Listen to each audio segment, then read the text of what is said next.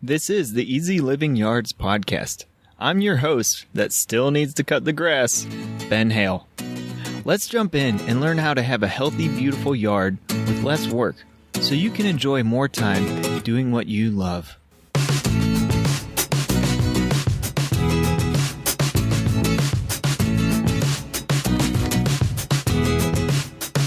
What's up and welcome to episode 24 of the Easy Living Yards podcast.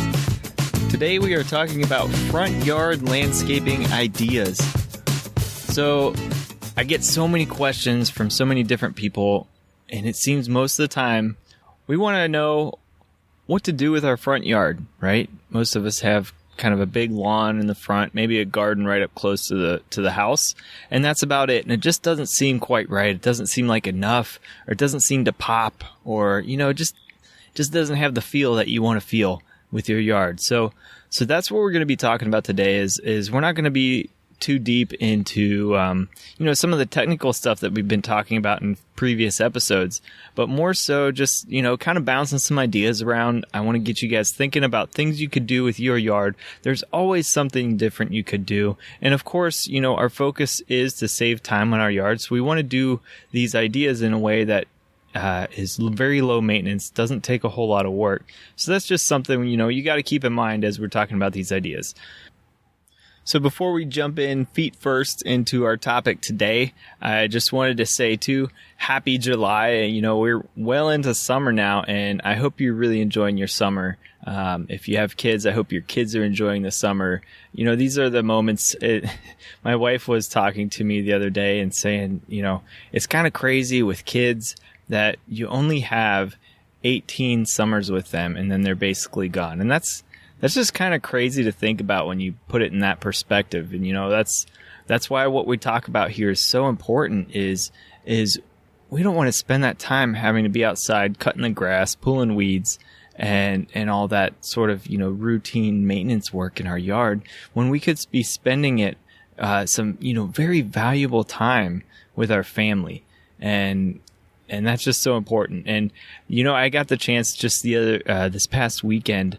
I'm kind of like, I'm not in a funk right now, but, I'm kind of like just, I guess, mellowed out. I had a nice fun weekend with some buddies. I got the chance to escape away from the family a little bit. Not that, not in a bad way, but it's nice to take a break. And so I got to hang out with some buddies. We went canoeing. If you've ever in the Midwest region and you want to find a cool space, we went to the Laurel River Lake in southern Kentucky, and man, what a beautiful lake. It was awesome.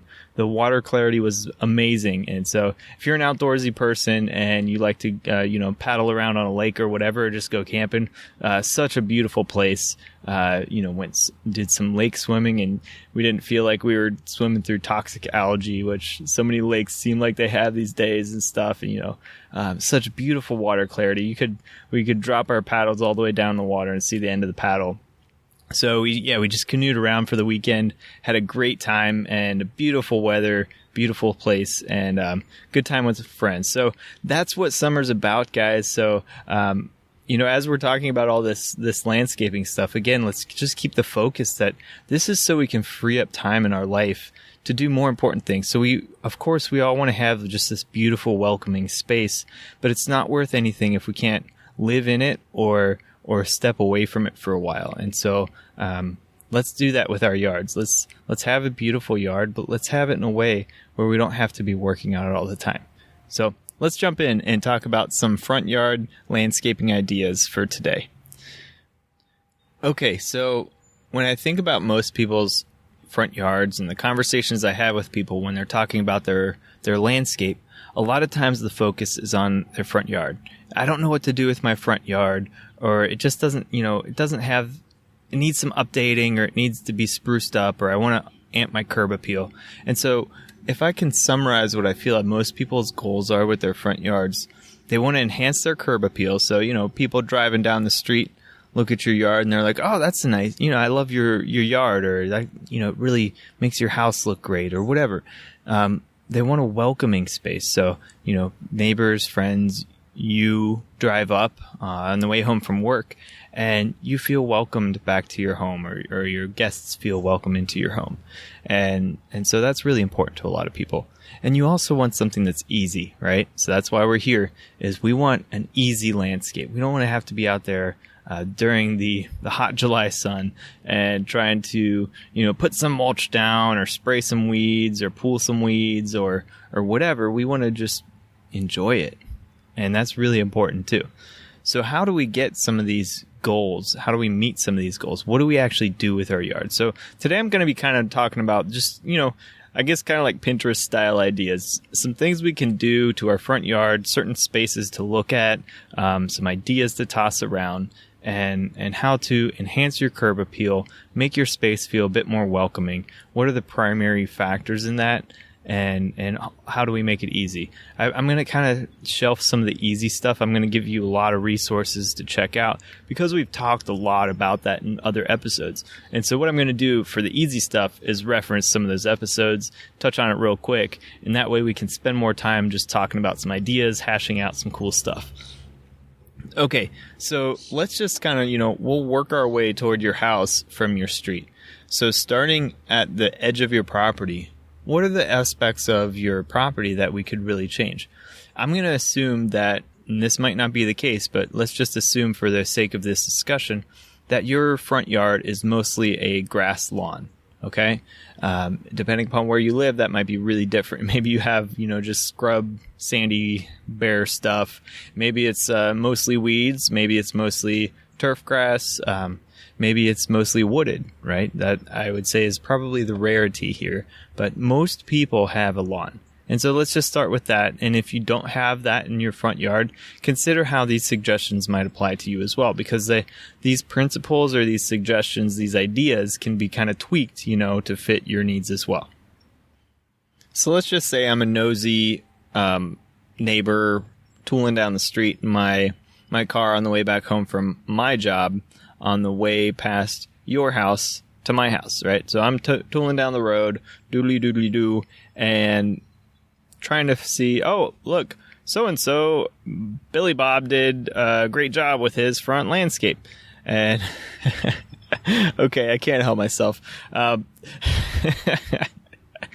right, let's just say, okay, your nosy neighbor sees your landscape and thinks it's amazing just based on what you did with the front space of your yard. What would that be? If you're asking me, what I would think is some sort of framing around your driveway that welcomes you into the property, okay? So you want something that, instead of kind of blocking people out, you want something that attracts people to your landscape.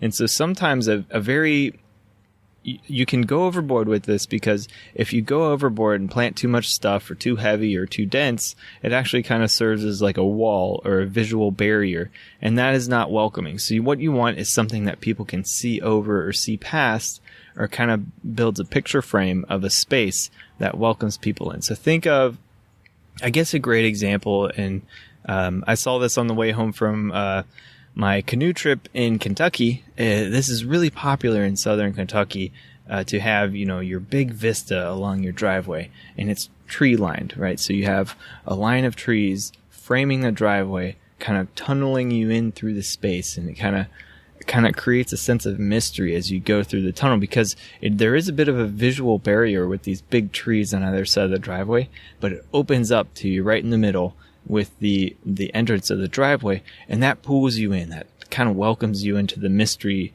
of what's around the bend as you go into somebody's big farm property, right? So similarly, I'm not suggesting you have a 2-mile long driveway with a bunch of trees on it, but at the front of your property, what you can do is you can have a border planting on each side of your driveway that, for one, is shaped where it's easy to maintain along the edges of your garden bed, as well as with your driveway and how it interacts there.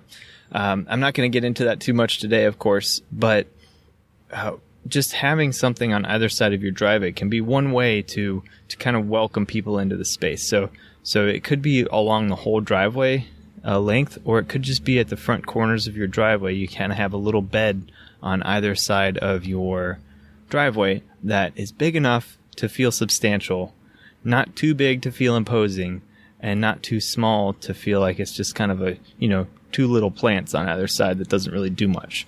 So what that does is it pulls the eye into that space. Instead of just being green lawn with some concrete for your driveway, you have this kind of border on either side that attracts the eye and provides a visual balance on either side of the driveway, and it accents the driveway and says, this is the space to come into my yard.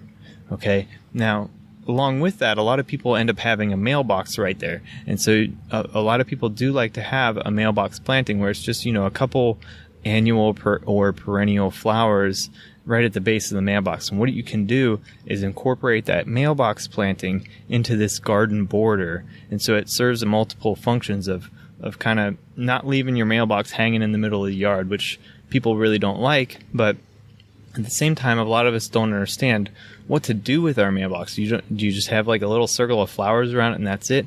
Well, for one, that kind of adds to the maintenance nightmare of one more thing to kind of have to mow a circle around. So if you kind of incorporated this into your little driveway corner garden bed, it can make one less thing to mow around by kind of making the garden bed incorporated into it.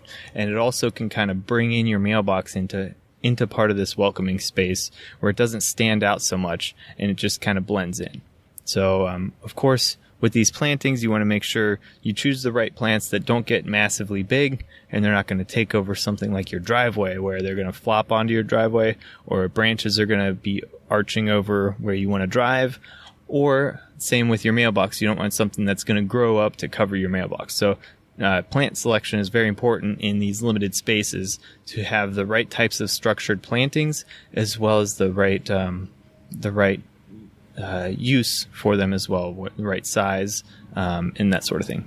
Okay, so that's where I would start, is consider your property edge. What can you do to kind of create a welcoming space? It's like the doormat for your lawn, right? So what can you do to create the doormat for your lawn right on either side of your driveway? Okay, so your nosy neighbor has decided to drive up your driveway and come actually knock on your door. So what do you want to do to make your nosy neighbor feel as welcome as possible once they're getting out of their car?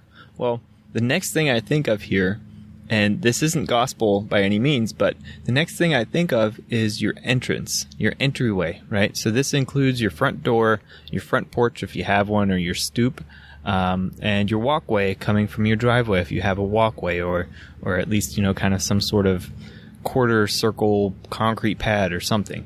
So there's usually some sort of transition between the driveway and the front of the house. And it's important to make that space also feel welcoming and inviting. And there's a lot of common mistakes that do the opposite. And so the first thing is, let's focus on the walkway, okay? The walkway, so often the most common mistake with entries, and this is a very substantial mistake on our property as well, is we have a pretty decently sized house.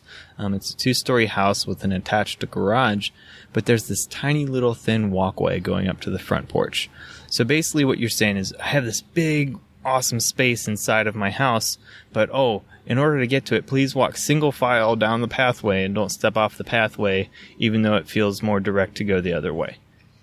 So what you're doing is you're creating an area of restriction, or you're funneling people into a tight space. So think of if you had a guest coming over with a small child.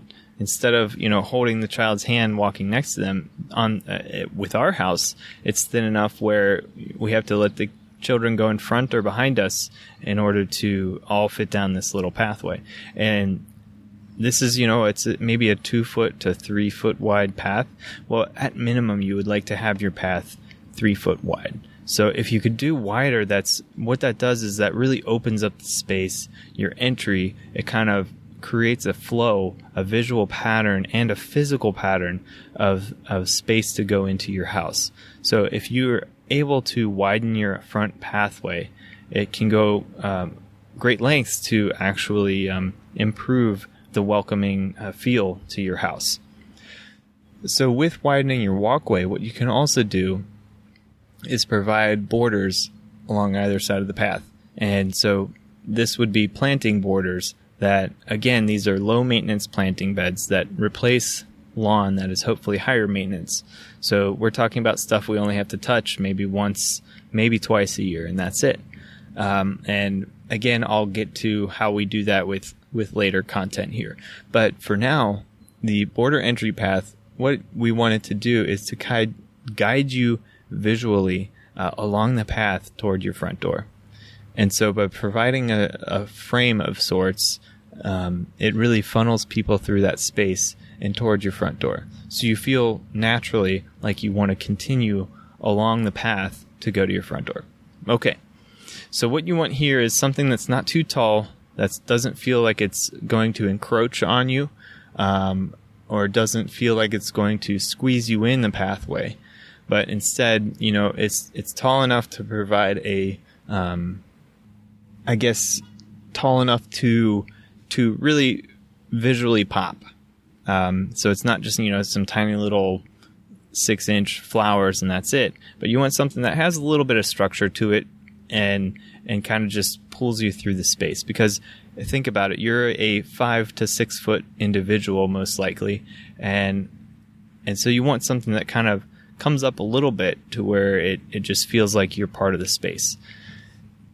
And so for this space, like I said, you don't want something that's massive that's going to feel like it's going to close you in. You don't want to feel like you're going through a tight space at this point. You want something that you just feel part of and you can kind of flow through it. Okay.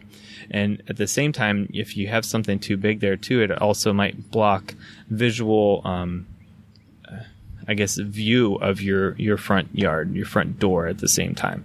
So again, this is part of the experience, is you can look back from the entryway toward your front yard as well as look forward to your front door. And so both of those things are important to experience your space from different angles. Okay, so the border path garden is nice to have. At the same time, though, you don't want to completely cut off access to your yard. And so that's what a lot of entry paths do, is you feel like you're constricted to this path and you can't deviate from it, especially if you put a border garden along it, right? So what's important here is to provide a subtle means of deviation, I guess, right? Allow ourselves to have a little bit of devious behavior here. And what I mean here is that we still want people to experience our yard, and we want to experience our yard.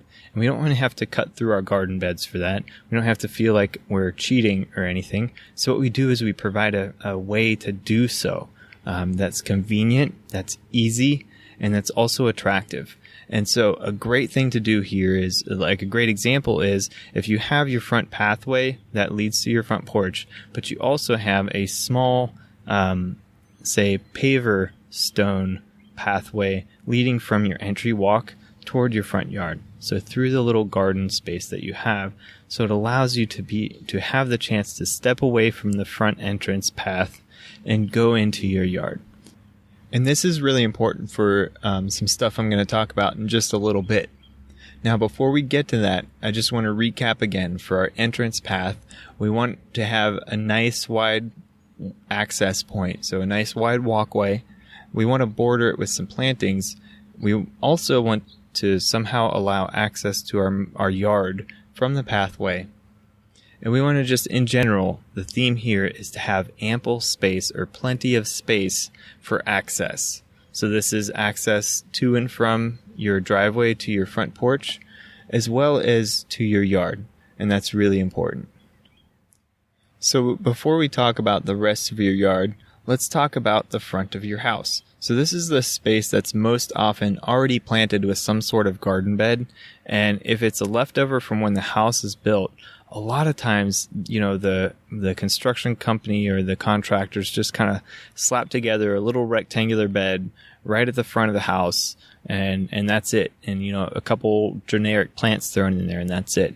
And what we want to do in general is kind of expand that. We want to allow plenty of transition space between the very rigid structure of the house to the non-rigid structure of our landscape. So we want to provide a nice transition.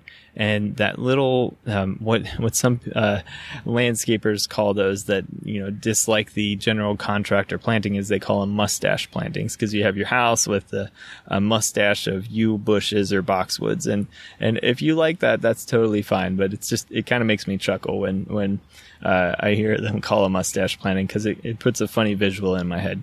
Anyway, so what we want to do is kind of stretch that transition horizontally away from your house and provide a bit more of a garden space. And again, this is a low maintenance garden. So what we're doing here, while there's a bit of work to establish this garden, it should be something we can just kind of let go and provide us with a lot of beauty and a lot of interest and hopefully fun as well, just to enjoy the space. Okay, so in order to do that, I'm going to talk about a few principles of what you want to do with a front garden bed, or a few ideas of what you can do with a front garden bed. And then I'll talk about just to touch a little bit on what types of plantings to put in there. Okay, so as far as what you want to consider is you want your house to be visible. This is a common mistake where you see the house that has planted a few trees maybe 20 years ago, really close to the house. And then by the time the trees grow up to their mature size, or they begin to grow their mature size, they've completely engulfed the front house. And so you can hardly see the front of the house through the trees. It's kind of like that metaphor, or that saying, you can't see the forest through the trees, right?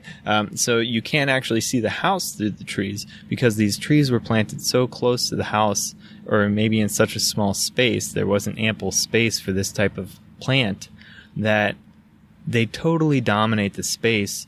And what you end up with is not a welcoming space, but just kind of a cramped and congested space. And so you want to make sure your house is adequately visible, not only at the time of planting, but in the future after the plants mature somewhat. The next piece that a lot of people try to do with plantings is to break up solid lines. So this is both the horizontal and vertical lines of your house. There's a lot of rigidity to a house, right? So a lot of square angles, and it doesn't really blend well with your typical landscape. And so kind of providing some plants to break up some of that structure visually really helps with making your house feel like it fits into your landscape a bit more. So when I mean breaking up solid lines is sometimes you can plant along corners, or along where there's a transition in the architecture, where if a piece of the architecture comes out from the house, along either to frame windows that without obscuring them, also horizontally providing stuff that at the base of your house kind of covers up the line that where your house meets the soil. And so all of these sorts of things can really help break up the solid lines, or the rigidity of your home. The next piece that's really helpful, if you can do this, especially if your home has some unique features, is to accentuate the architecture. So this is a bit more of a difficult thing to do. It's a bit of an artistic thing to do, but to kind of notice some themes within your architecture and see how you can mirror them, or mimic them, or draw them out, or accentuate them in your landscape. So a great common example of this is, let's say you have certain color as a accent on your house, on the front of your home. Well, can you find any plants that maybe have a similar shade or a similar texture, and that can provide, a transition in that way between the home, the physical hardscape structure of your home, and the organic structure of your plants through color or through texture. So that's one great example. Okay, so aside from making your house visible, breaking up solid lines, and accentuating your architecture, you also just simply want to add visual interest. And this kind of goes hand in hand with some of the other ideas we just talked about. But visual interest, a lot of houses, they're just kind of plain by themselves. Some of them, if you're lucky, you might have a really interesting house, maybe some really old architecture to it. And if that's the case, you don't want to be covering that up. You want to be accentuating it. But if you have a more recently built house, odds are you have some lack of visual interest to the structure of the house itself. And so just by adding some varied textures, varied forms, varied heights, and varied groupings of plants, varied colors as well, you can really enhance the visual structure of your space and your house. Also, a lot of people like to add plant air boxes to their windows. That's another great transition as well. Now, if you do that, I would strongly suggest looking into some self-watering type planters, or plant it with plants that can just kind of totally take care of themselves in very dry conditions without you having to sit there and water them all the time. Because planter boxes can end up being a really quite a bit of work if you aren't around to take care of them. It can be a pain. Okay, so now a little bit about the plantings themselves when you're talking about the front of your house. So you might see certain houses, think of like your Italian villa landscape. You see all these like columnar type trees that are so beautiful, kind of gives you like a Tuscan feel or whatever, right? So vertical columnar structure looks really nice for framing. So this is where you can frame your house on either side of your entrance or on corners of your home. That's where columnar structure looks really nice. And there's a lot of columnar forms of trees out there. And if you're not familiar with columnar, basically very straight and narrow trees or plants. Those can be really nice to kind of serve as a frame or a frame of reference, and they can also just kind of camouflage some of that solid line of the corner. And so it again helps break it into a bit more of an organic form, because you have your vertical line of your plant that kind of pairs with the vertical line of your corner, and it just kind of provides a bit of a transition between the hard line of your house to a less rigid line of a plant. Okay, so columnar structure looks really nice for framing. A varied structure, so all sorts of different structures, helps blend a landscape and a house together. And so you start, potentially close to your house with different types of structure, and you kind of step down out into the landscape, but you're also providing just a varied structure horizontally across your landscape to provide different visual interests. So you might use different forms of plants. You might have grasses in a certain space. You might have forbs in another space, or herbaceous perennials. So like some of your perennial flowers. You might have a shrub here and there, that sort of thing. So you have different structure with different forms that really kind of provides some visual interest and kind of breaks things apart and kind of transitions you away from the house and into your landscape. Now, you don't want to just, haphazardly slap stuff together here, and there is an art to it. It's really hard to explain, especially in a short episode, but just keep that in mind. You want to pull together some elements that look nice together. Don't go overboard with trying to have everything fit into your space, but, put a few things together. Look at some examples online of what looks really nice to you, and try and, mimic some of that, adopt some of that, and see what you can do. Okay, now the next piece is just to extend your garden space outward from the house. So I kind of already mentioned this, where your typical house, and this is true for our house as well, your typical house has a rectangular garden bed right in front of the house, and that's it. And so ours is about 4 feet deep. Right now it's full of weeds, and that's about it. And so what you want to do is you can extend that further out. So you're really providing more of a transition space between your house, your physical house, and your yard. And so it kind of gives more space to provide a beautiful transition. It guides the eye from one place to the other, basically. And so in that way, you can have a lot more beauty, and hopefully in a very low maintenance way that provides just a more subtle transition. And so I know I'm really kind of almost sounding like a broken record here, but this transition, extending this transition, what it does really is breaks up the physical form of your home, the very rigid and square form of your house, and just makes it more of a welcoming space. So again, it goes back to that creating a welcoming space, enhancing curb appeal, and of course making it easy at the same time. So what we're doing here is we're breaking up some of those hard lines. We're providing more of a gap of transition to provide more interest and to guide the eye throughout the space. Okay, enough about the front of our house. Now let's talk about the rest of our yard. So for the rest of our yard, a lot of times, we have this big wide lawn, and the reality is, even though a lot of us like to have a lawn for the sake of playing in it or, thinking that we're going to host a NFL practice game in our front yard someday, the reality is we could deal with a lot less lawn than we have. And if you want to be honest with yourself, I would bet that if you sat down and thought about it, you could probably get away with reducing your lawn quite a bit. Now, we're tricked into thinking that our lawns are pretty low maintenance, right? We have to cut them, and that's about it. Maybe fertilize them if you're actually really investing in your lawn. But the reality is, cutting and especially fertilizing and some of the other maintenance tasks take quite a bit of work and time, and it's also not something that you can just do whenever you want to. It's something that is pretty rigid in the timing that you have to do it, because if you just let your grass grow a little bit too long, it starts to look pretty unsightly. And for that reason, I'm not a huge fan of lawns. And while we definitely have way too much of it, and it's something that you have to do when it's growing, and if you don't have much flexibility with it.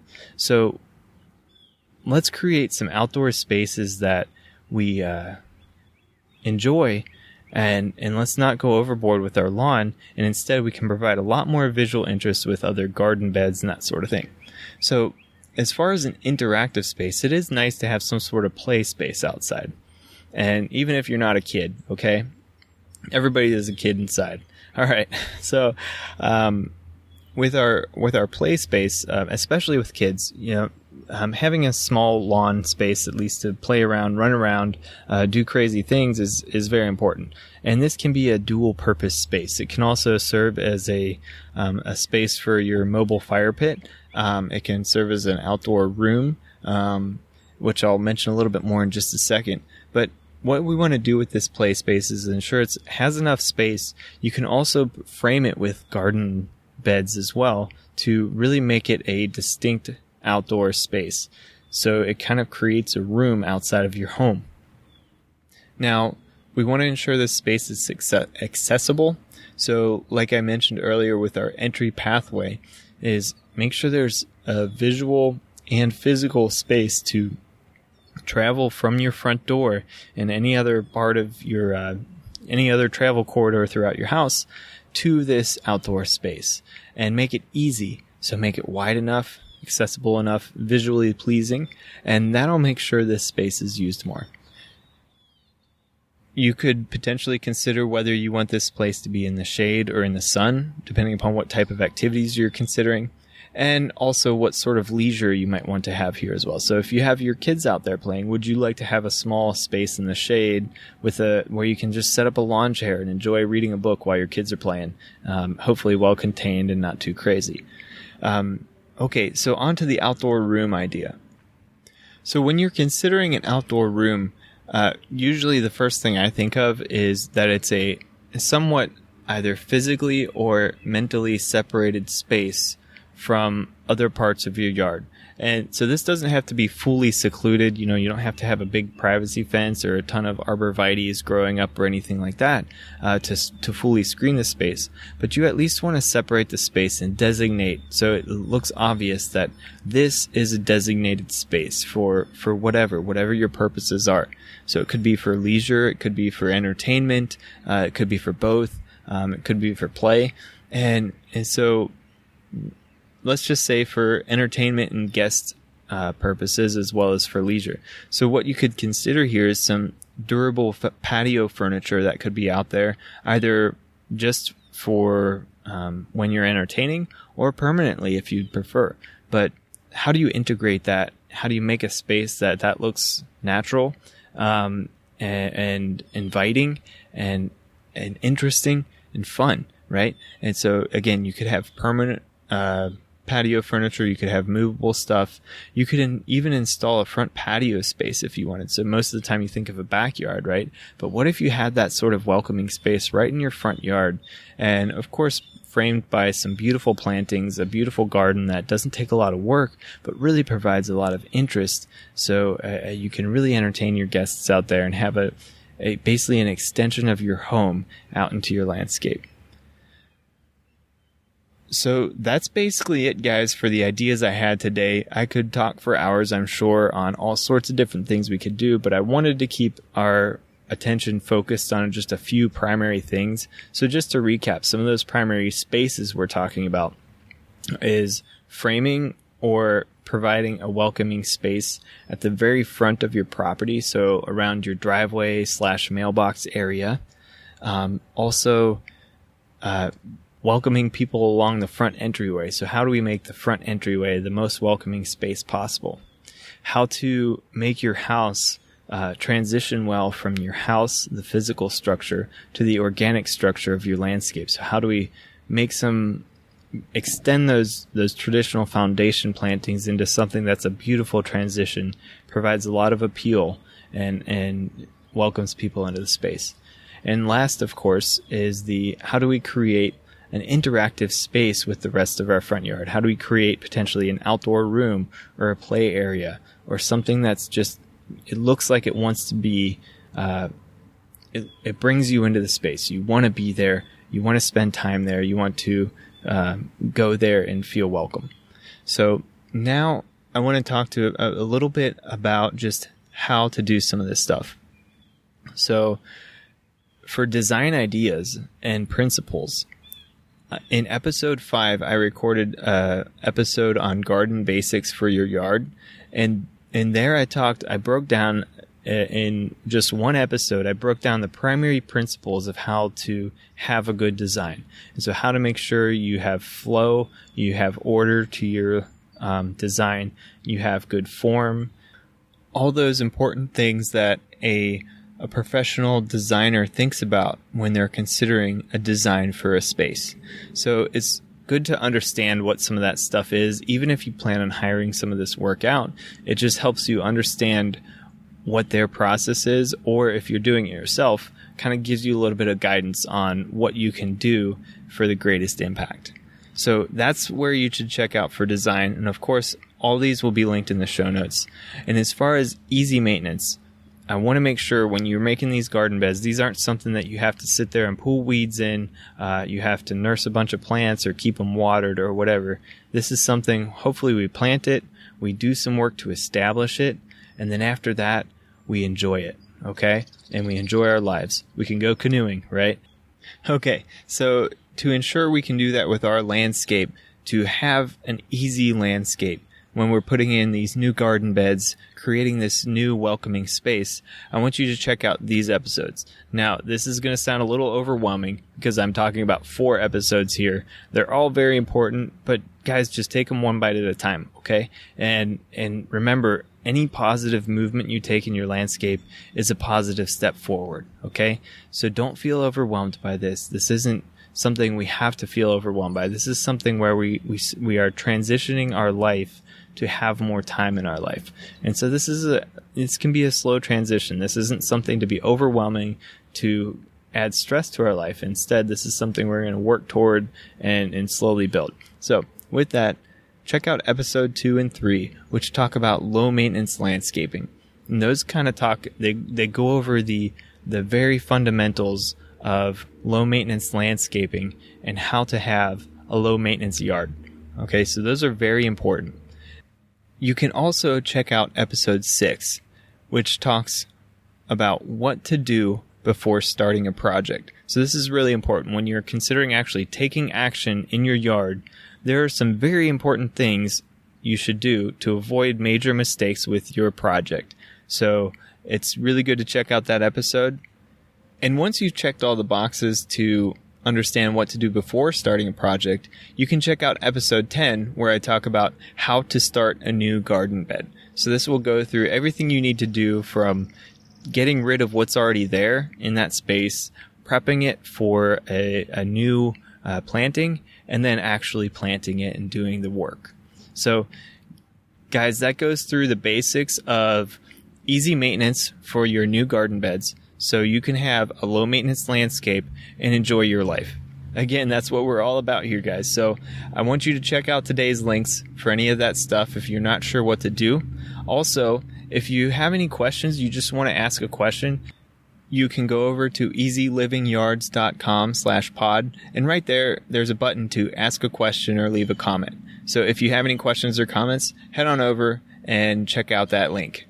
Okay, next is, if this just feels totally overwhelming to you, but this is still something you want, let's get together for a consultation.